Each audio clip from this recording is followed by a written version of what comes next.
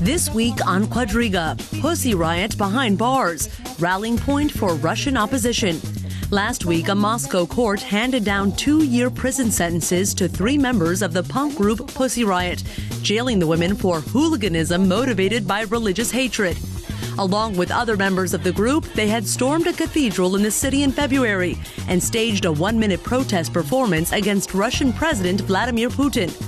The sentence has drawn criticism, not just from Russia's opposition, but from all over the world. Protests have been staged by supporters and human rights activists throughout Europe and the U.S. And Putin's critics at home have condemned the court proceeding as an attempt to stifle protest, calling it reminiscent of the show trials of dissidents in the Soviet era. Your host this week, Ali Aslan. Hello and welcome to Quadriga. The by now world-famous protest by Pussy Riot lasted less than a minute, but its impact could be felt in Russia for a very long time to come. To discuss Pussy Riot, Putin's future, and the overall protest movement in Russia, I am joined by 3 experts who have followed this story very closely. Welcome to Lucian Kim, who has lived many years in Russia, where he has also worked as a correspondent for Bloomberg News. He is currently writing a book on the Moscow protest movement.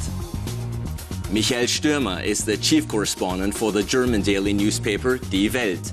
Previously, he was the director of the German Institute for International and Security Affairs. And Sergei Lagodinsky is a Russian author who has published widely on German politics and international affairs. He's also a fellow with the Berlin-based Global Public Policy Institute.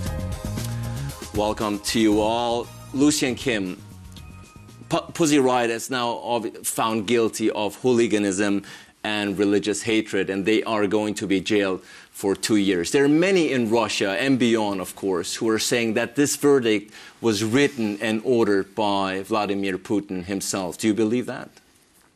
I'm not so sure if it was a personal decision. But although that's the conventional wisdom, I think what we need to remember is that Putin in his first 2 terms in office from 2000 to 2008 focused on building what he called the power vertical, which means power goes straight from the Kremlin down to every regional leader. And everybody along this ladder knows what his role is. And this includes judges, political leaders, and reporters for state media. So in some way, the system already works on its own, and people know what their function is. At the same time, it's important to remember that, and put the Pussy Riot trial into context, that this is part of a larger crackdown against the opposition, including laws directed against stifling basically any kind of dissent. And as a journalist, you were based in Moscow and have attended almost all protest movements, and we will discuss that more in detail. But Michael Stürmer, Pussy Riot, a term we hadn't heard up until a few weeks or months ago. Now it's a globally known brand. It's a brand, yes. And that's a great achievement of Putin. I mean, if he had been the chief public relations promoter of the group, he couldn't have done any better. Creating a scandal where it was I would say, a minor, juvenile sort of extravaganza, not terribly tasteful, but something you would, in a normal country, furnish with a few euros fine, and that's it. Here, I think I say something very shocking. I think it's a sign of weakness, of uncertainty of the regime, of an uncertainty about the future path of Russia. This is not just an anecdote. This is one of those anecdotes which make world history. And this, I think, will be for a very long time a poison pill in the relationship of Russia with most Western countries, not with China. China's Tiananmen Square and the Holy Cathedral in the center of Moscow is the equivalent of the Chinese rebellion. So would you say that Putin has opened Pandora's box here? No, I wouldn't go so far. He still has things under control because you can, with massive power, massive force, repression, and the whole propaganda apparatus. You can keep things back for a long time. Don't underestimate this. This is not the beginning of the end. This would be very stupid to assume. This is a very strong regime with and not a very popular opposition movement beyond the big cities. Sergei Lagodinsky, Michael Stürmer is saying it's not a sign of strength but weakness that the Pussy Riot trial had to go this far. Would you agree? I think what we are witnessing, and I wouldn't focus just on the person Putin. I would agree it's a whole system that works now for itself, but it's also a sentiment that is shared by wide parts of population in Russia. And I think we are witnessing a counter-revolutionary and a reactionary moment now after this wave of protests where everyone was inspired by these young people, and you were talking about the middle class, the new middle class of people walking and actually wanting to get their freedom back. Now what we're witnessing is not just the reactionary forces on top of the state system or in its courts. We're witnessing a forceful reactionary movement within the population where Pussy Riots and their supporters are attacked heavily by the church as a non-governmental institution, in this case, as a popular institution in the population, and by a lot of members of this population, by people who are following this, who have been, in very many instances, brainwashed by the TV, the state-owned or state-sponsored controlled television stations. And they are talking here about indecency, about the assault to our inner values, and about the fear of instability and provocation, also from the West. So what we are witnessing here is the pushback by the population here, not just by Putin and not just by the system. But isn't it true, Lucian Kim, that at least within Russia, the Pussy Riot trial is not all black and white? There is a significant portion of Russians who believe that the verdict was justified, that the three girls had to be punished. Do you think that Putin is playing towards this rather conservative constituency? I think I completely agree with what Sergei was saying, and I think he does need to fall back on the parts of the population that he can rely on. And, of course, that includes the most conservative elements. It includes the Russian Orthodox Church, which has, as in Soviet times, has again shown itself to be very loyal to the state. Of course, during Soviet times, it was heavily repressed and didn't have much choice, whereas today it's doing this more on its own volition. So we do see this a certain appeal on Putin's part to these elements in society. So domestically, just taking aside all the international reaction, this is playing quite well for Putin. And it is part of this larger reaction that Sergei mentioned. And indeed, Michael Stürmer, the international outcry was very unambiguous. The EU, the US, they all called the verdict and this trial disproportionate. Again, do you think that Russia is actually benefiting from the international criticism that he and Russia is receiving right now, since many Russians are still distrustful of the West? Benefiting? No, certainly not. Domestically? I would add, domestically perhaps, yes, but my reading of the situation is somewhat different. Putin is talking about modernization of Russia, and of course he knows what he's talking about. Russia needs modernization in many dimensions. And modernization means change. And it means, in Russia, it means revolutionary change. Now, he has to combine this forward movement of society, which means injecting a lot of Western living style, all kinds of Western influences, which he cannot control, which he understands only to a very limited extent, also as a source of strength, and to keep that unavoidable, necessary movement under control. This is now the great balancing act for Putin. And the Pussy Riot trial, of course, is a very significant element in the containment of modernization So it is much more than just the ill treatment, scandalous treatment of 3 young, courageous women, and somewhat extravagant women, but very courageous. It is, if you try to put yourself into a situation 10 years from now, how will we look back on this? Long forgotten anecdote in an ocean of unpleasant anecdotes about Russia, or some turning of the tide? And Sergei Lagodinsky, do we even have to go back that far, 10 years from now? Will we speak of and about Pussy Riot even a couple of months from now?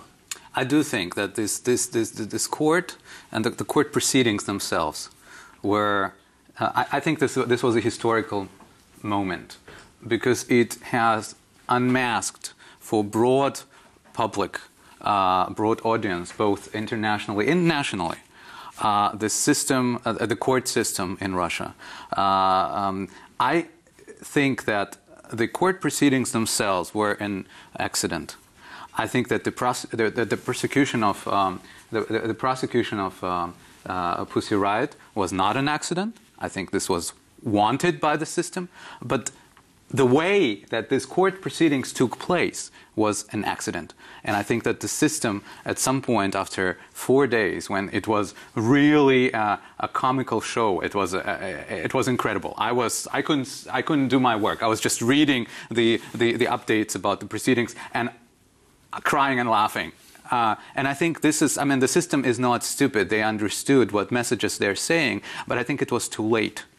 And by sending a message by Putin in London, where he said we should be careful not to punish them too harshly.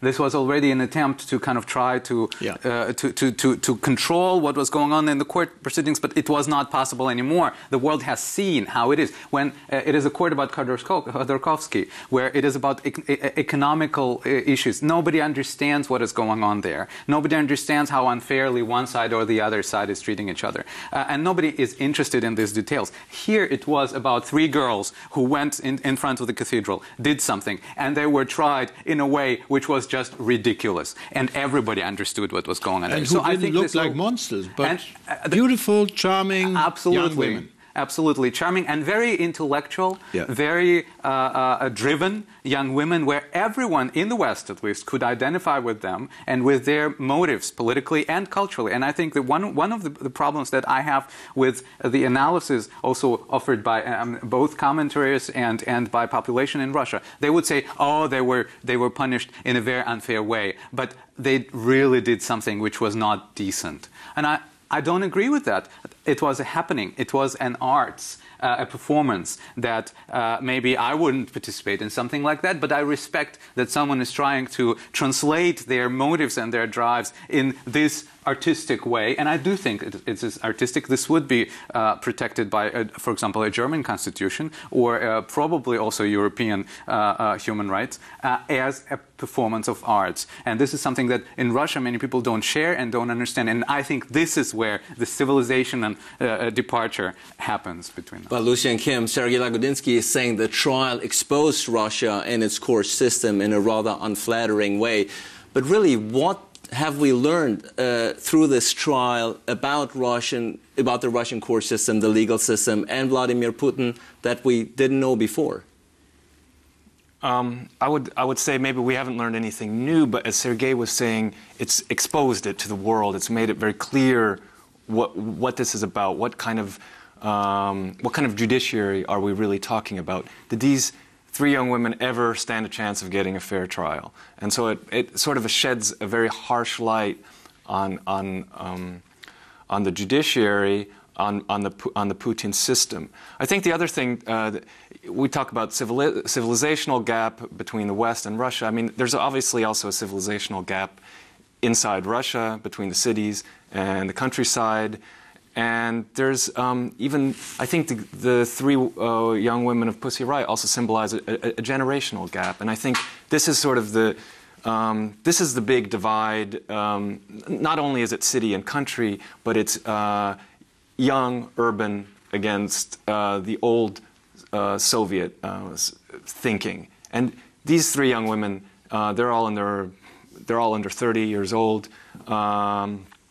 They are not Soviet people. But Michael Stürmer, the civilizational gap that Lucien Kim is referring to obviously does not matter when it comes to money. The European Union hailed Russia's entry into the World Trade Organization as a big landmark, something to be praised. Is there a double standard? Is there a hypocrisy on the part of the so-called West? No, it is not. It is not. It's realpolitik, age-old, venerable realpolitik. And it's more than that, because Russia's entry into the World Trade Organization has been negotiated for the last 19 years. And it is, I think, a chance, no more but no less, of converting slowly and steadily the Russian economy and the Russian society to standards that are more decent, more internationally convertible. The WTO is a very useful world organization and much more effective than, for instance, the United Nations, because here you get something for something. But what is the message the EU is sending here? On one hand, accusing Russia of human rights abuses, but on the other hand, happily welcoming them to do trade with them. Look, the message is there is a realpolitik side and there is a moral side to politics. And of course, we would like to have all our trading partners on the same moral wavelength as we are. We are certainly not a lupenreine Demokratie, to quote a famous German chancellor, a kind of perfect democracy, nor is Russia a perfect dictatorship. It's an imperfect dictatorship. A managed democracy, a managed system with elements, a facade of democracy. And this is the question. How real is it and how much is facade? And here you cannot just, given the vital interest we have in getting Russia on board on many things, not only on the economy, also on non-proliferation of weapons of mass destruction, on North Korea, on China.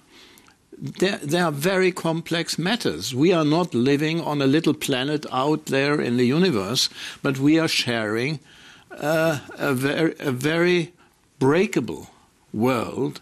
And so we have done business, not only business, but even more vital things like arms control, nuclear arms control, with the masters of the Gulag. We are doing today all kinds of things with China. I think we even have another strategic partnership with China, of all countries. Probably China is not in any way morally preferable to Russia. So I reject the notion of the world is full of double standards, of course. And Sergei Lagodinsky, because you followed this trial not only in the so-called Western press but also in the Russian media, we know that freedom of press in Russia is another contentious issue. How's the media in Russia reporting on this trial? And I'm not talking about the state media. If you're not talking about the state media, you're talking about a part of the media that does not reach most of the people in Russia. But of course, I mean, to follow the trial and to have a more or less objective or neutral picture of what was going on, you have to go online. I think today, and of course the reports there, and not only the reports, also the tweets, the Twitter reporting was surreal. And I think this was the reaction that you got during the trial. What happened afterwards, I think, is different. Now we have a moment where the mood is slightly changing because many people realize that Pussy Riots were supported by the West, that it should be seen in a broader context. And I think now there are a lot of critical voices coming towards what Pussy Riots did, what it means for the West, how people like Madonna and the celebrities, why do they intervene into our affairs? What does Pussy Riots and the people who are behind Pussy Riots? Now this is the line that is being discussed. The conspiracy. The conspiracy theories are coming. Where do they sit? What do they want? How did they manipulate these three little girls, young girls, into this? And what did they get out of this? So all these things are now coming up. Also, the discussion about the church and the role of the church, a discussion that we're witnessing now, is also about the economic and the business aspects of the church system today. About many priests and high-positioned people of the church who, for example, were caught now in car accidents where they had cars that cost hundreds and 200,000 of euros driving those cars. And the questions are, where does this money come from? How is the church involved both with secret service structures and business structures?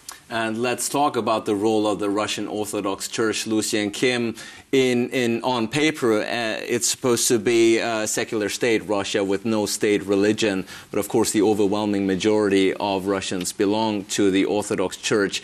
Yet, during the presidential campaign of Vladimir Putin, the Patriarch Kirill certainly lacked the neutrality, didn't he, that was expected of a church during a political process. The Patriarch made it quite clear who he was backing in this campaign. And he was sort of the target also of the performance. Exactly. By Pussy Riot. He was definitely a target, and also to put the performance into context, I mean, the church has come under intense criticism exactly because of the Patriarch's closeness to the government. There was a scandal involving a very expensive watch, which the Patriarch was wearing, and which was then not on the photo. Which was then airbrushed from the photo, from the official photo, but not airbrushed from the reflection on the table. So the watch remained in the reflection, but not on the wrist. Nobody's perfect. These kind of scandals, also what Sergei mentioned, causes, of course, a lot of unhappiness. And again, we see this interesting split. The Soviet Union was an atheist state. Then there was a revival, not only of Christianity. I mean, all the great world religions are represented in Russia, and so there was a revival. The Islamic revival in the North Caucasus has taken now quite a violent turn, but there's been a Buddhist revival, also a Jewish revival. So we do have this interest in spirituality and in religion. But the role of the Russian Orthodox Church is interesting. While most Russians would even identify themselves, it's not clear how often they go to church, and how much this is more of a cultural identification than some deeper religious belief. And of course, this case has polarized, has been very useful in polarizing people, because even if you're not a deep believer, you can be easily convinced that what happened in this cathedral was blasphemous and sacrilegious. Michael Stürmer, on the concept of freedom of expression, Russia and Putin is at odds with the West, but it's not the only issue, obviously. In the case of Syria, Russia is at odds with the so-called West. In the case of Iran as well. Is there a sentiment that Vladimir Putin doesn't even care about the criticism, that it doesn't reach him? Well, Vladimir Putin once said on public television, he was asked what he had learned, what profession he had learned. And his answer was communication. I think he is, in a way, a great communicator. Not in the way of Ronald Reagan, but he understands what is going on, and I think he has an image of the West which may not be 100% realistic. Of course, he follows all kinds of conspiracy theories, and the West is not. He hasn't forgiven the West for winning the Cold War. Surely not. He is a great Russian, and there is NATO, and there is all kinds of. There's Georgia, the North Caucasus. But he communicates with the West, and it does matter how he cares about his image and the image of Russia in the West. Now, we should also ask ourselves, have we behaved wisely after 1991, after the breakup of the Soviet Union? I thought then, and I think now, we could have done much better in trying to get Russia on board. There was, I think, there was too many tactical games being played in the 1990s, and in a way we lost Russia. The NATO-Russia Council has never really worked. It should have worked, and it was a step in the right direction, but it was only one step, and we should have gone 100 meters at least. We should have had a Vienna Congress where France, after the Napoleonic Wars and the ravages of war which France brought upon Europe, where France was admitted among the victors as an equal, in a system of balance. Now, we didn't have the wisdom, so we went on haphazardly, and this has not been forgiven. Take Syria. Libya is a somewhat similar and also different case. Now, the West started by saying we want to have a no-fly zone, and it ended by regime change. The Russians were not happy about it because it was not the deal they had engaged in. And now it's payback time over Syria. And the Russians show the Americans, against us, you cannot do very much on the world stage. Russia has not forgiven, says Michael Stimmer. Sergei Lagodinsky. Vladimir Putin has been elected now for the third time as president. He faces re-election only in 2018 and could possibly rule until 2024. God willing. At the end of the day, he will be forgiven.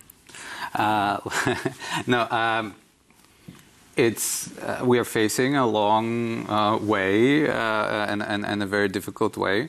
The question is what is going to happen in Russia with the oppositionist movement. And now there is an awakening in terms of kind of seeing the realistic dimensions of the opposition and of their potential as well. But we should wait a little bit. In the summer we had a really quiet time. Most of the people were in their dachas or they were on vacation, so we didn't see much mass demonstration, but we did see a prosecution of many oppositionists, and I think that now in the autumn and in the fall, in the upcoming fall, we will have to wait what reaction this will bring in terms of massive turnout. And this is, many commentators say it's not about the quality of the opposition, it's about the quantity. If we manage to bring massive oppositionists masses on the streets, then they have a chance.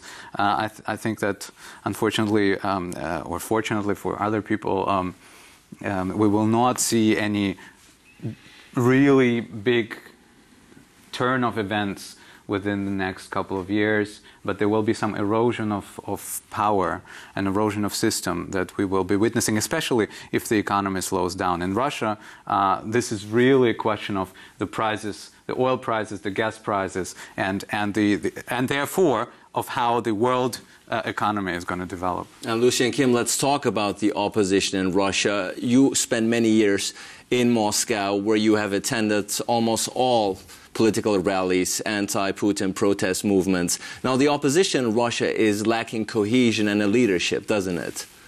It definitely is. I mean, it's what we have now, the so-called opposition that's organizing the protests, consists of basically three large groups: liberals, Western-leaning people, people that Europeans, for example, could associate with quite easily. Then you have nationalists going quite extreme to quite nasty extremes, and then we have the communists.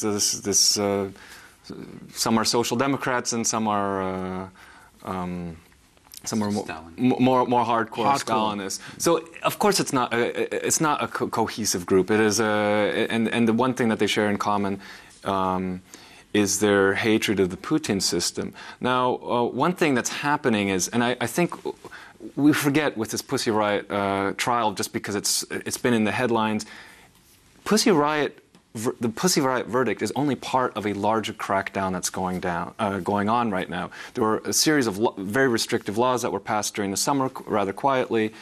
There are now more than a dozen people awaiting trial on violence which broke out at a May rally. Alexei Navalny, the anti-corruption blogger, is also facing charges. So I think we should expect that there will be a further crackdown on opposition leaders or just activists. But is Pussy Riot the best thing that could have happened to the Russian opposition? I don't know, because the thing is, what we have now is this crackdown on the visible leaders. And what could happen is that there is a real radicalization going on, because the front lines are becoming very clear, and so it could radicalize. I think among young people in Moscow who are politically aware and active, it's definitely radicalized them. And I don't know if this is depends on what side you stand on, but I mean, I don't know if it's a good or bad thing that people are becoming radicalized and may look for other means to express their protest. Well, the international outrage over the verdict was quite vast, not only from outside of Russia, but certainly from within as well. A lot of the opposition movement has been rallying around Pussy Riot, including some very prominent members. Among the Russian opposition figures who had gathered outside the courtroom to hear the Pussy Riot verdict, one of the most prominent was former world chess champion and political activist Garry Kasparov. This is a case when the first time we have a political prosecution. We have many political prisoners, but it's the first time when people have been tried for political protest. By the end of the day, the police had forcibly removed many of the protesters who had come out in support of the group, among them Kasparov himself. A policeman later claimed that in the struggle that ensued as Kasparov was taken to a local police station, the activist bit him. Afterwards, Kasparov said he would be filing countercharges. And tomorrow I will submit 2 complaints. One is for illegal arrest and one is for libel. If convicted of assault, Kasparov would face a lengthy prison sentence. Well, Michael Stürmer, we just saw the former chess world champion Kasparov possibly having to go to prison for his support. Do you think that Western nations, the US or the European Union, should even get involved in criticizing, or is this by and large a domestic issue, a Russian domestic issue? I think we should get involved, and we should understand that this is something that affects us. But the more successful way is to do it by quiet diplomacy and not loudspeaker diplomacy. Because otherwise it turns into a humiliation of the Russian system, and which it is. But you don't want to. You want success. You want to have these people freed and given the chance of free expression. We don't want to have a kind of Russian versus the West huge propaganda campaign. So you have to calibrate your protest, and I think there are many channels, not only diplomatic channels and state visits, but also non-governmental organizations meeting, all kinds of background. Thank God Russia is no longer completely closed to the outside world, and it should be shown that all of this is, all of what we've seen, Pussy Riots, Kasparov, and many other things, are non-events in the West. I mean, if they happened in the West, they would be non-events. Here, because it's a critical stage of the regime, they are blown up to huge events. The state is in danger. Ridiculous. If the state is as strong as Putin wants it, then of course it is not in danger. If the state is brittle and weak, then it might be in danger, but not because of the performance of 3 young women in a church.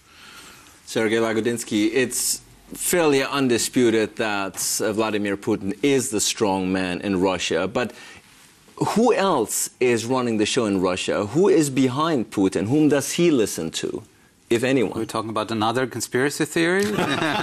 Pussy Riots have something behind them and Putin has something? No, but from within. I mean, it's a big state, 140 million people. He is a strong man, but at the end of the day, who are his advisors? Whom does he listen to? Who are the people advising him?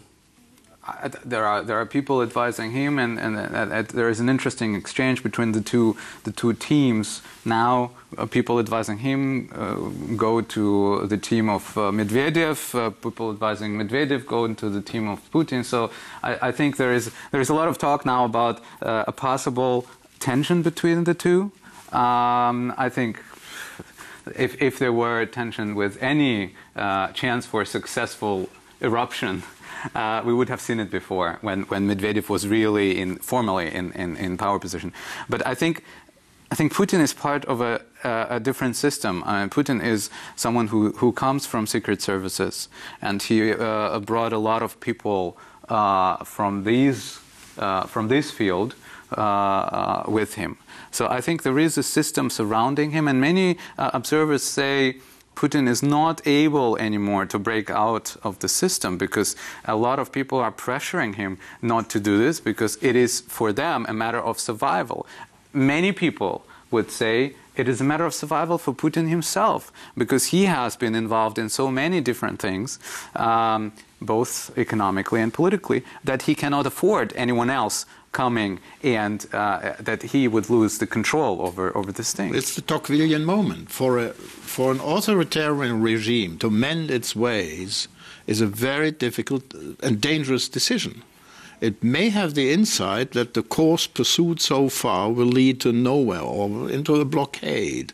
But then to change course is very dangerous because it's a moment of instability.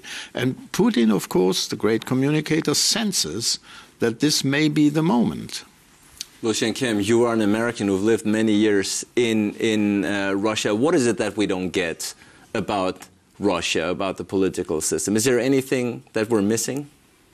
Well, I think it's something that Michael Sturmer also mentioned was that this Pussy Riot verdict shows a certain weakness. And I think often we get distracted by pictures of Putin taking off his shirt or flying, swimming the butterfly in a mountain stream.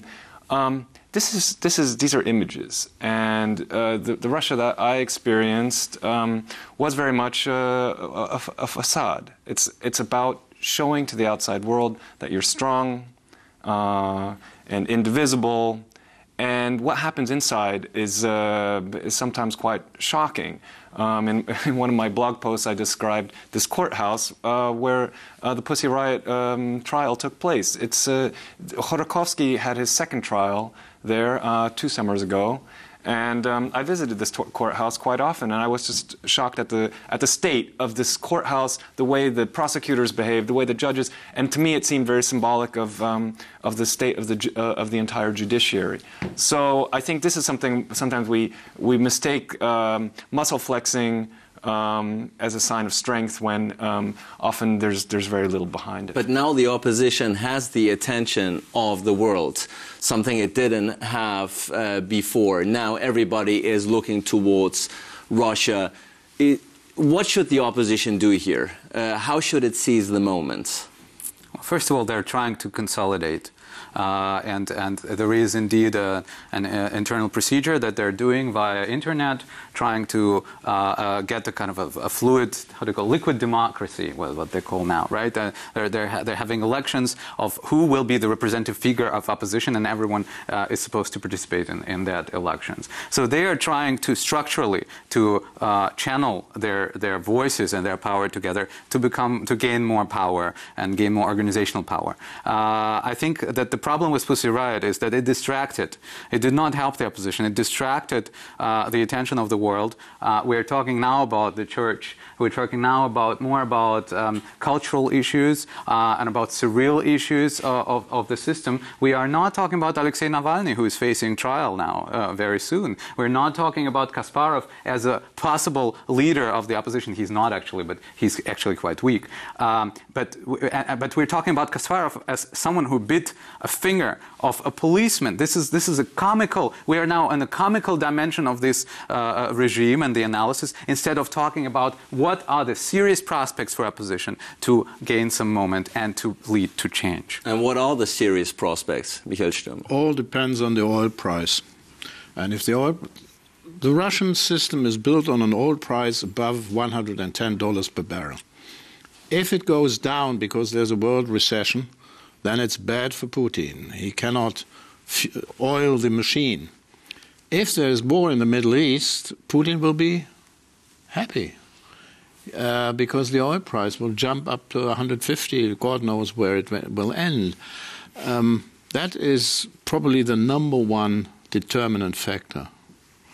And just to bring it all up, because we are running out of time, Lucy and Kim, the lawyers of Pussy Riot have already said they're going to appeal the verdict. Any chance? No. There's, I mean, from the moment that they were arrested, they spent 5 months in pretrial detention. It was already clear that they would not even be released. So the appeal will have no chance, just as Mikhail Khodorkovsky's appeals went nowhere. And what would you say? Is Pussy Riot, this whole episode, is this just a footnote in Russian history, or indeed the opening of a Pandora's box to something that could eventually even lead to toppling the Russian leadership? I think it's very symbolic of, as I've mentioned before, of a larger crackdown that's going on. Other cases, Sergei has mentioned this, are not as clear-cut and difficult to understand. Pussy Riot is very clear, and I think the regime has shown its true face. The regime has shown its true faith. Pussy Riot, a name that we will remember certainly for some time to come. We will, of course, continue to follow the story. I want to thank my guests for shedding some light on the story. Thank you out there for tuning in, and hope to see you again next week for a new edition of Quadriga.